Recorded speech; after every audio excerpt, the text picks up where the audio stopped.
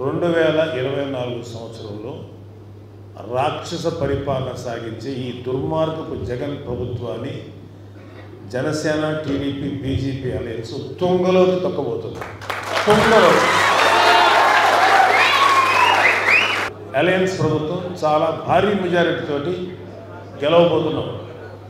ఇది గుర్తుపెట్టుకోండి. ఆల్రెడీ జరుగుతున్నది ఏంటంటే, మీరు ఎవరైనా పొలాలు కొనుక్కోవాలన్నా, ఒక 100 గజాల ఇల్లు కొనుక్కోవాలన్నా మీరు సంతకం పెట్టి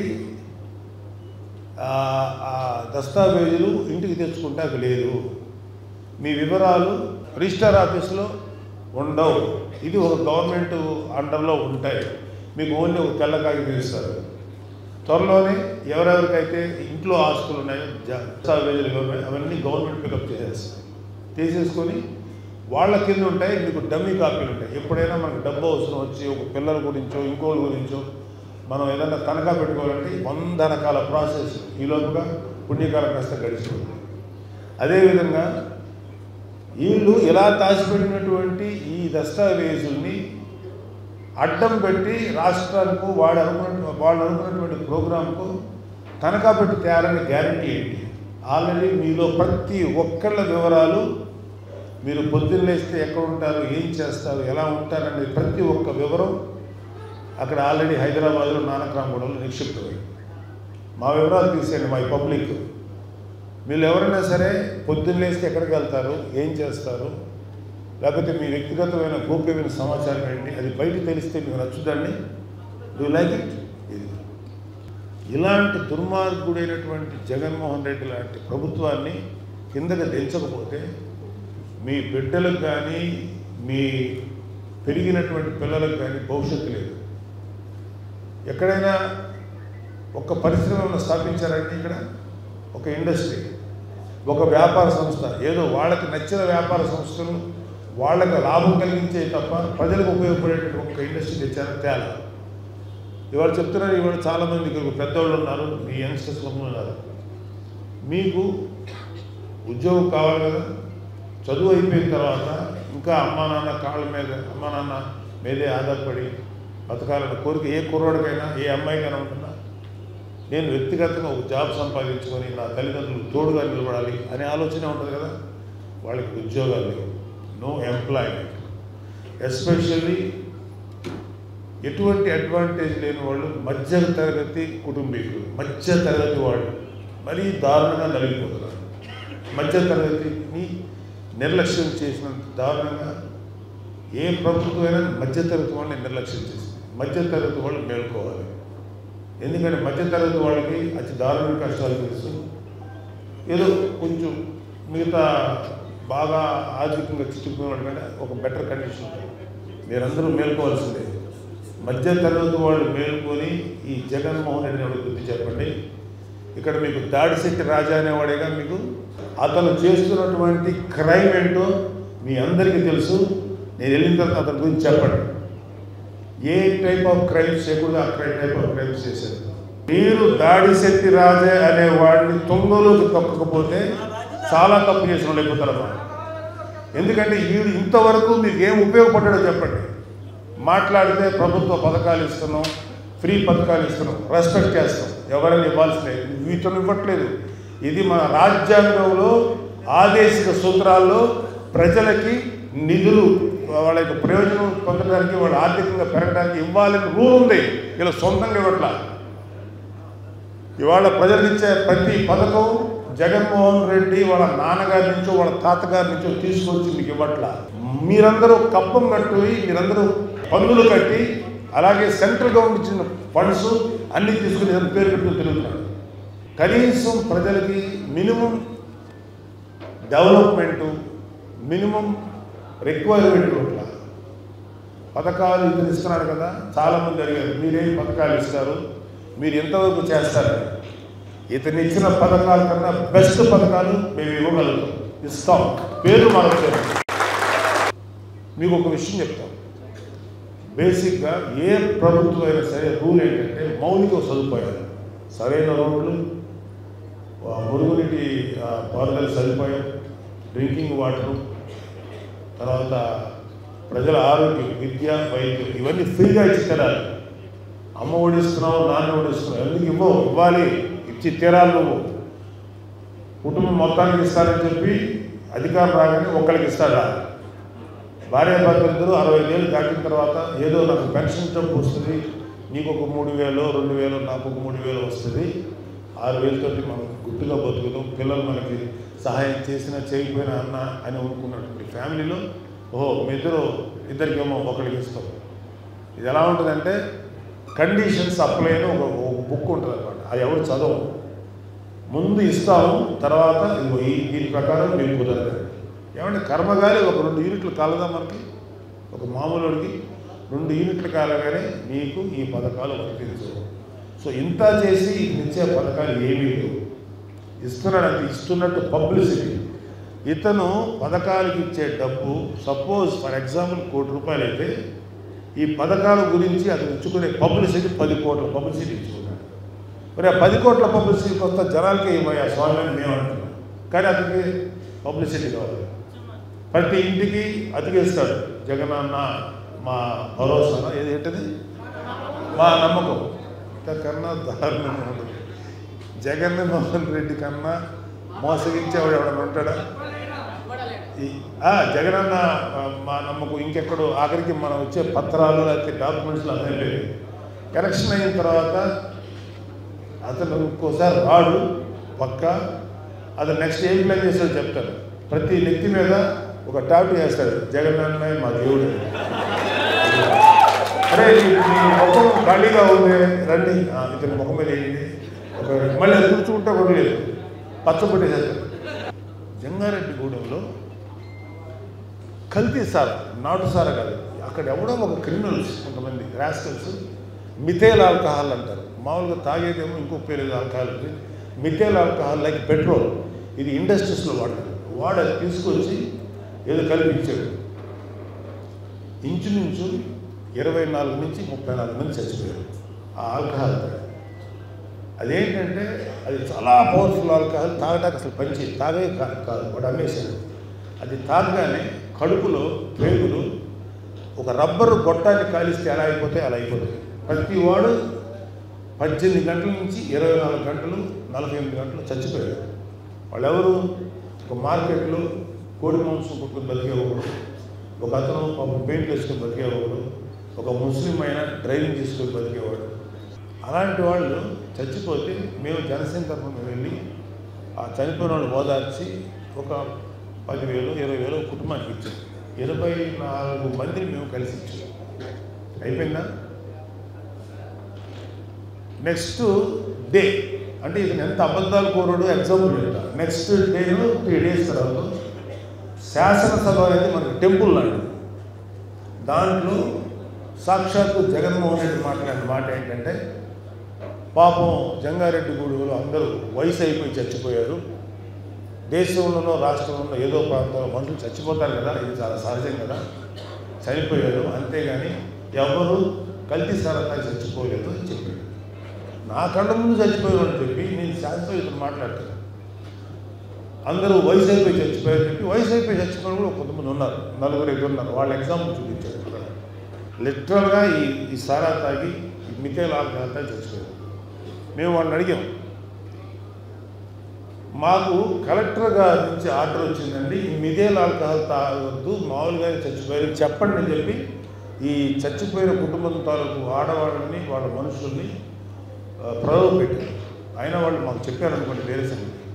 ఇలాగ నా కళ్ళ ముందు ఎవరో చెప్తే వినేది కాదు, నా కళ్ళ ముందు జరిగిన ఒక సంఘటనని శాసనసభ సాక్షిగా పచ్చి అబద్ధాలు ఆడుతుంటే జగన్మోహన్ రెడ్డి అనే వ్యక్తి అంటే ఇంత మోసమా, ఇంత దారుణమా? ఇది ఒక చిన్న ఎగ్జాంపుల్. అనేది మానవత్వం అనేది దుర్గలి మనుషులు తప్ప కాదు. వాళ్ళకి ఒకటే ఒక నమ్మకం బాబు, మీ అందరూ చెప్తారు, మీరందరూ నాకంటే చాలా చిన్నవాళ్ళు, మాకు ఏ పదవుల మీద ఆశ లేదు. నాకు మా ప్రెసిడెంట్ గారు అనకాపల్లి నిలబడమంటే ఆయన ఆజ్ఞ ప్రకారం నిలబడ్డాను. వద్దన్నయ్య నువ్వు దింపు, మనం పొత్తు ధర్మంలో బీజేపీకి వాళ్ళు దిగిపోయావు, ఇవాళ నువ్వు వెనక్కి వచ్చే ఇది బీజేపీకి మనం మా ప్రామిస్ చేయాల్సి వస్తుందని కళ్ళు మూసుకొని వచ్చినా సరే నాకు కొంచెం ఆశ వచ్చింది. అరే 7 నియోజకవర్గాలు సర్వీస్ చేయొచ్చు కదా, అది వదులుకున్నాను. హ్యాపీ ఎందుకంటే నన్ను ఎప్పుడైతే అక్కడి నుంచి రిలీవ్ చేశారో 21 నియోజకవర్గాల్లో 2 ఎమ్మెల్యేల కోసం నేను ఎందుకు హ్యాపీగా క్యాంపెయిన్ చేసుకుని ఉపయోగపడతానని చాలా సంతోషంగా ఉంటుంది. ఇవాళ ఉదయ్ నీకు ఎంపీ అభ్యర్థి, అలాగే నాకు బాగా కావాల్సిన ఆత్మీయుడు, నాకు చాలా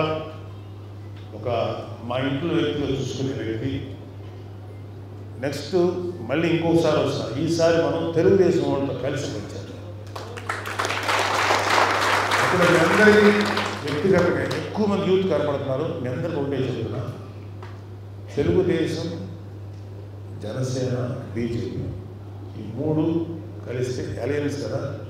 ఇక్కడ తెలుగుదేశం ఎమ్మెల్యే ఉన్నంత మాత్రాన అతను మనకు సంబంధం లేదు అనుకోకూడదు. అతను అలయన్స్ అభ్యర్థి తప్ప ఒక పార్టీకి సంబంధించిన అభ్యర్థి కాదు, అందరూ కలిపి అభ్యర్థి.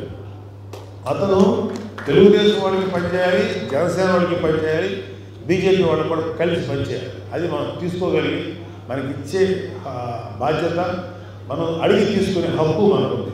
ఇక్కడ ఎవరు టీడీపీ వాళ్ళు మనకి చేస్తారా చేయరా అని డౌటే పెట్టుకోగలరు.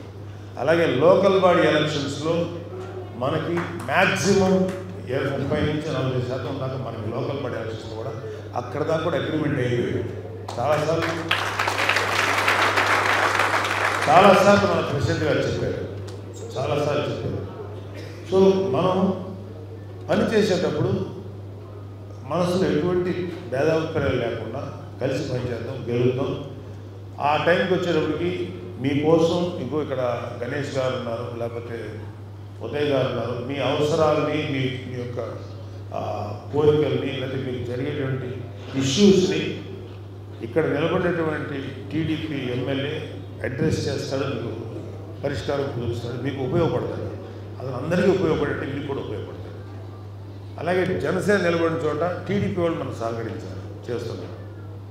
ఇది ఇంకా మీరు చాలా షేర్ చేసుకోవాలి. నా బాధల్లో ఏంటంటే ఈ ప్రభుత్వాన్ని గద్దెదించాలి, ఖచ్చితంగా దించుతారు. ఎవరికి ఉపయోగపడలేదు. కొంతమంది ముస్లిం మతస్థులు జగన్ అని చాలా ఇదవుతారు. చాలామంది అంటే కొంతమంది ఉన్నారు. వాళ్ళు ఏంటంటే మాకు ఏదో చేస్తాడు, వాళ్ళకు కూడా ఏం చేయాలి చెప్పండి. ముస్లిమ్స్కి ప్రామిస్ చేసినటువంటి ఎన్ని ప్రామిస్ నిలబెట్టుకున్నాడు, అక్కడ ఫెయిల్ అయిపోయాడు. క్రిస్టియన్స్ అని ఒక్కొక్క ఎమోషన్ తీసుకొస్తారు. క్రిస్టియన్ మిషనరీ భూముల్ని కబ్జా చేసిన బాబుకి వీళ్ళందరూ ఈ బ్యాచ్ మొత్తం. అంటే వాళ్ళకి కులం లేదు, మతం లేదు, జాతి లేదు. ఇదే అంటారు జగన్, కులం లేదు, మతం లేదు, జాతి లేదు, ఎవరి భూములైనా ఎవరి ఆస్తులైనా కబ్జా చేస్తాం, దొబ్బేస్తారు. ఇది అతని స్లోగన్.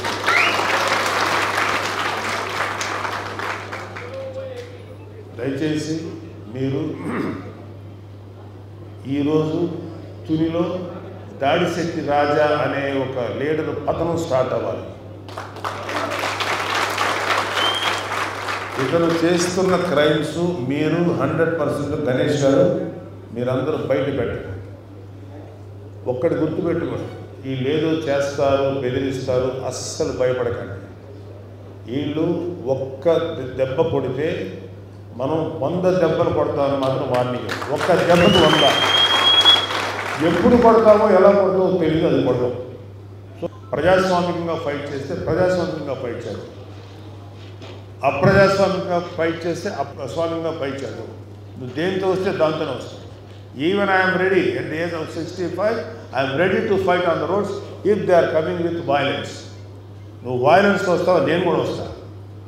మా ప్రెసిడెంట్ గారు sir we are ready for anything. కానీ మేము ఇలాంటి జోలికి వెళ్ళాం, వ్యక్తిగత విమర్శల జోలికి వెళ్ళాం, ఫ్యామిలీస్ జోలికి వెళ్ళాం. అలాంటి తప్పుడు పనులు చేయం. మీరు సంస్కారం వదిలేసి నీచంగా, నికృష్టంగా ఎవరెవరి వ్యక్తిగత జీవితాలు ఏముంటాయి అని ఎదుగుతున్నారు. వైసీపీ వాళ్ళందరికీ ఒకటే చెప్తున్నారు, మీ ప్రతి వాడి వ్యక్తిగత జీవితం మా దగ్గర ఒక 10,000 రూపులకు సరిపడా చిట్టా మా దగ్గర ఉంది. కానీ మేము ఎప్పుడు అది బయట పెట్టాలి. మీ ప్రతి వాడి జీవితం గురించి మాకు తెలుసు. నేను ఇప్పుడు ఇండిపెండెంట్ పేర్లు కూడా చెప్పాను, ఇండిపెండెంట్ నేమ్స్ ఉన్నాయి. ఆల్రెడీ బయటకు వచ్చేసి అది చెప్పడం నా సంస్కారం కాదు. నాకు సంస్కారం ఉంది, మా ప్రెసిడెంట్ గారు మాకు నేర్పించిన సంస్కారం ఉంది.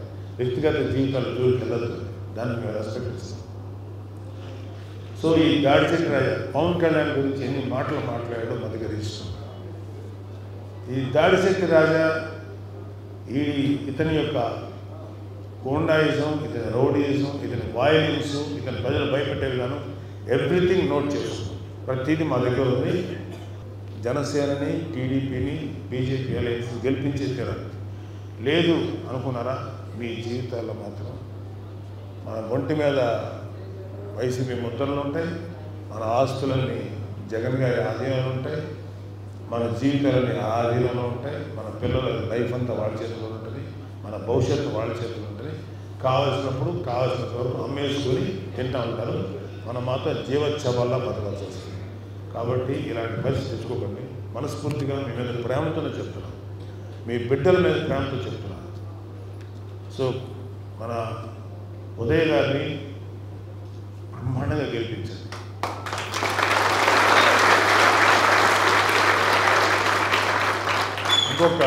ఇంకొక విషయం, కూర్చోండి. ఇక్కడ సునీల్ గారు ఒక ఆయన ఎంపీ ఉన్నాడు. ఈ సునీల్ అనే ఎంపీ ఇప్పుడు మీకు ఎంపీ.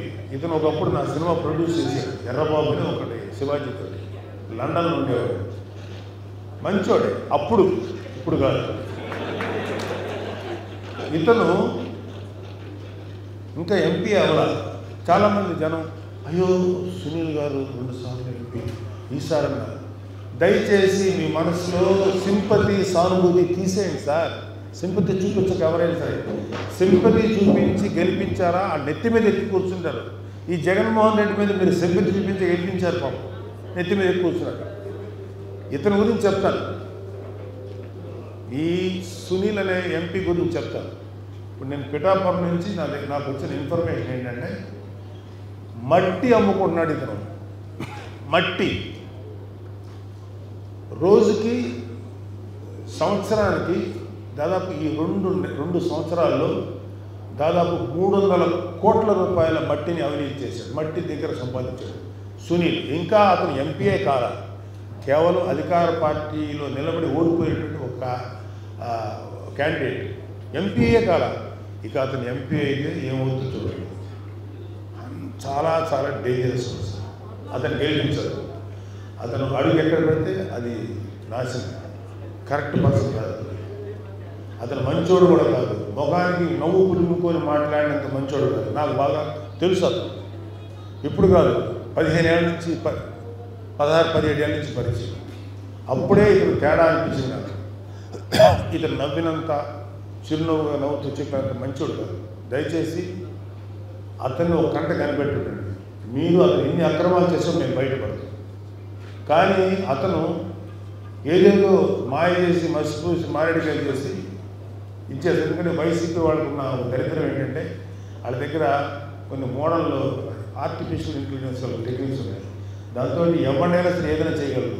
దయచేసి వైసీపీ వాళ్ళ ట్రాప్లో ఉంటుంది. ఉదయ్ కనుక ఎంపీ అయిన తర్వాత పని చేయకపోతే నేను స్పెషల్గా ఒక టోల్ ఫ్రీ నెంబర్ ఇస్తాను, రిపోర్ట్ చేయండి. మీ వాడు సరిగా పని చేయట్లేదు. ఖచ్చితంగా ఉదయం వదలము. ఎందుకంటే మేము పెట్టిన తర్వాత మన జనసేన తరఫున మనం పెట్టిన ఒక ఎంపీ సరిగా పని చేయకపోతే మాకు కూడా బాధ్యత. చాలా తీవ్రమైన చర్యలు తీసుకుంటాం. మాకు ముఖమాటం కూడా లేదు. దమ్ముంటే జగన్మోహన్ రెడ్డిని చెప్పాలని మీ ఎంపీలు సరిగా పనిచేయట్లేదు, ఇంత దుర్మార్గం చేస్తున్నారు, ఏం అడుగుతున్నారు అడగండి. అడగదు. అక్కడి నుంచి ఎంత కలెక్షన్ వచ్చింది, ఓకే కట్టేశారా, ఇంత వచ్చిందా, వెరీ గుడ్. ఎందుకు ఇవ్వలేదు నువ్వు, వెరీ గుడ్. ఇది వాళ్ళ టార్గెట్. వాళ్ళ టార్గెట్ ఎంత డబ్బు సంపాదించావు. రాష్ట్రం సర్వనాశనం అయిపోయిన పర్లేదు. గుర్తుపెట్టుకోండి, ఇలాంటి ప్రభుత్వాన్ని సాగనివ్వద్దు. ఇది జనసేన కోసం, టీడీపీ కోసం, లేదా బీజేపీ కోసం కాదు, మీకోసమే చెప్తాను. మీరు తండ్రిని చూసి ఇతను ఓటేశారు. జగన్మోహన్ రెడ్డి యొక్క తండ్రి వైఎస్ రాజశేఖర రెడ్డి ముఖం చూసి జగన్కి ఓటేశారు. ఈసారి మిమ్మల్ని అందరూ రిక్వెస్ట్ చేసేది ఏంటంటే మీ పిల్లల ముఖం చూసి పవన్ కళ్యాణ్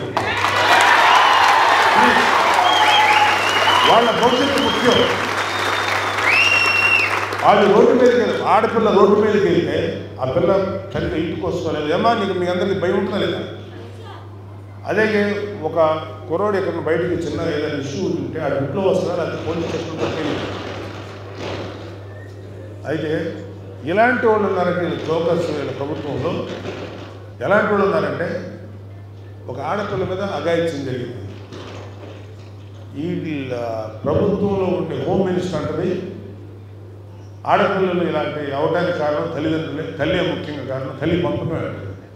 ఇంటి వరకు తల్లి చూసుకుంటుంది, బయటికి వెళ్తే ప్రభుత్వం రక్షించాలి ఆడపిల్లల్ని, మీ బిడ్డల్ని తప్ప. ఎందుకంటే మాకు పిల్లలు ఉన్నారు, ఆడపిల్లలు ఉన్నారు, మాకు మా చెల్లెళ్ళు ఉన్నారు. వాళ్ళని మా పెద్ద చెల్లి వాళ్ళకి సంబంధించిన వాళ్ళని చిన్నప్పుడు ఎవరైనా ఇష్యూ చేస్తే మేమందరినీ కొట్టొచ్చేవాడు. మా చెల్లెలు ముట్టుకొని సాగుపట్టేసేవాడు, కట్ చేసి.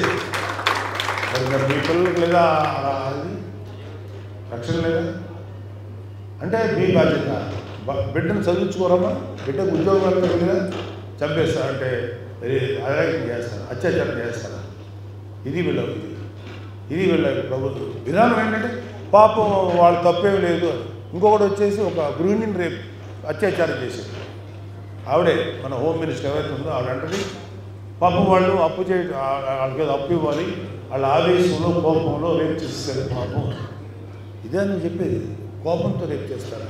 నువ్వు పైగా సింపతి చూపిస్తుంది. ఎవరైతే తప్పు చేశారో, ఎవరైతే దుర్మార్గం చేశారో, అత్యాచారం చేశారో వాడి మీద సింపతి చూపించి అత్యాచారం బలైన ఒక ఆడ మనిషిని అవమానంగా మాట్లాడు. ఇది వాళ్ళ సంస్కారం. ఇంకొక అతను ఉంటాడు ధర్మాన ప్రసాద్ అనే ఒక అతను ఉంటాడు. జనాలకు రోడ్లు కావాలా, పథకాలు కావాలా, ఏది కావాలి? నువ్వేమి అడుగుతునే రాష్ట్రాన్ని కాదు బాగు చేసింది, సుసంపన్నంగా ఉన్న రాష్ట్రాన్ని తీసుకొని సర్వనాశనం చేశారు. మాకు రోడ్లు కావాలి, లేకపోతే మాకు తాగునీరు కావాలి, మాకు సాగునీరు కావాలి, మాకు డ్రైనేజ్ సౌకర్యం కావాలి, మా పిల్లలకు ఉద్యోగాలు కావాలి, ఇవన్నీ మనకు కావాలి. ప్లస్ పథకాలు కూడా కావాలి. పథకాలు నీ తాత సొమ్ము, నీ బాబు సొమ్ము నుంచి ఎవరు ఇవ్వడం, ఏ ఎమ్మెల్యేను ఏ ఎంపీ ఇవ్వడం, మన డబ్బుల్ని ఇస్తున్నారు. అది రోడ్లు కావాలా, లేకపోతే పథకాలు కావాలంటే అతను మినిస్టర్ రోడ్లు కావాలా? ఇదే మీలో ఎవరైనా సరే రోడ్లు పథకాలు ఎలా ఇవ్వాలి? రోడ్లు కావాలి కదండి, మా వెహికల్స్ తిరగాలి కదా, అదే కదా మనం ట్రాన్స్పోర్టేషన్ ఉండాలి కదా. ఒక ఊరు నుంచి కూరగాయలు ఇంకో ఊరికి వెళ్ళాలంటే ట్రాన్స్పోర్టేషన్ ఉండాలి కదా. ఇది వాడేది. అన్నిటికన్నా కామెడీ బొత్స సత్యనారాయణ గారు. ఆయన ఏం మాట్లాడతారు ఆయనకే అర్థం కాదు. ఆయన అంటాడు ఎక్కువ చదివేసుకోవడం వల్ల నిరుద్యోగ సమస్య వచ్చింది. ఎవడైనా భూప్రపంచంలో ఎక్కువ చదువుకుంటే నిరుద్యోగ సమస్య అంటాడంటే ఎక్కువ చదివేసుకుంటారు, మరి నిరుద్యోగం వచ్చేసింది, మనం ఏం చేస్తాము అంటాడు. ఇది కాదు సార్, మాకు చాలా ఇష్టం, ఆయనకి వ్యక్తిగతంగా ఇష్టం. బొత్స గారికి చెప్పాలి, అలా ఎట్లా అన్నారు సార్ మీరు చెప్తా అనకండి అన్నాం. ఇది వాళ్ళ ఉద్దేశం. ఇది జగన్మోహన్ రెడ్డి యొక్క ఇది. నాకు చెప్పుకుంటూ పోతే ఈ చాటబారదు. కేవలం ప్రజల కోసం తన జీవితాన్ని, తన వ్యక్తిత్వం, తనకున్నటువంటి పేరుని అన్నిటిని వదిలేసి మీ ముందుకు వచ్చాడు పవన్ కళ్యాణ్ గారు. ఆయనతో పాటు మేము కూడా నిలబడ్డాము. దయచేసి ఆయన గెలిపించుకోండి, మీ పిల్లల భవిష్యత్తు కోసం మంచి ఇది తీసుకోండి, నిర్ణయం తీసుకోండి, పవన్ కళ్యాణ్ గెలిపించండి. అలాగే టీడీపీలో రేపు గవర్నమెంట్ ఫామ్ అయిన తర్వాత ప్రభుత్వానికి చెప్పి ఏ పథకాలు మనకు అవసరం ప్రజలందరికీ చెప్పి కన్విన్స్ చేయడమా, రూల్ ప్రకారం చెప్పడమా, లేకపోతే బలవంతంగా చేశాను ఇన్ కేస్ ఒకవేళ అయినా తీసుకురాగలండి పవన్ కళ్యాణ్ గారు. అది అతని యొక్క గొప్ప. అంతేకాదు తనకున్న సెంట్రల్ కనెక్షన్స్ ఉన్నాయి, అద్భుతమైనటువంటి పలుకుబడి ఉంది. అంటే పెద్ద పెద్ద వాళ్ళతో మన రాష్ట్రానికి ఎంత ఉపయోగపడతాడో అతనికి మనం అధికారం ఇస్తే అంత తీసుకోవచ్చు. ప్లీజ్ పవన్ కళ్యాణ్ గారు లాంటి వ్యక్తిని గెలిపించుకోండి. ఈయన కష్టపడి పైకి వచ్చిన వ్యక్తి, కొన్ని లక్షల మందికి, వేల మందికి ఉద్యోగాలు లేకపోతే భవిష్యత్తు ఇచ్చిన వ్యక్తి ఉదయ్ గారు. అంత జీవితాన్ని ప్రజల కోసం ఇచ్చాడు. ఆయన గెలిపించాం. అతను గెలిపించుకుంటే ఎలాంటి స్కీములు తెస్తాడో, ఎలాంటి ఉపయోగపడి తెస్తాడో దాని బాధ్యత. సెంట్రల్ నుంచి మీ అందరికీ ఉపయోగపడేలా అతను గెలుచుకోండి. ఇంకొక మాట ఏంటంటే రేపు సునీల్ కర్మగారి గెలిస్తే సెంట్రల్ ఆడి మాట అతని మాట ఎట్లా అదే ఉదయ్ నిలబడితే మన మాట సెంట్రల్ గవర్నమెంట్ హానర్ చేస్తుంది. ఎందుకంటే మనం సెంట్రల్ గవర్నమెంట్ అలైన్ వాళ్ళతోటి సయోధ్యలో ఉన్నాం. సో ఉదయ్ గారు ఈ పని మీరు చేసి పెట్టినంటే ఉదయ్ గారు మాట్లాడగలరు, సెంట్రల్ నుంచి ఫండ్ తీసుకురాగలరు. ఇతను గెలిపిస్తేనే అక్కడ మన పని జరుగుతుంది. ఈ సునీల్ని గెలిపిస్తే ఎటువంటి పని జరగదు. జనసేన గెలిపించుకుందాం. జై జనసేన, జై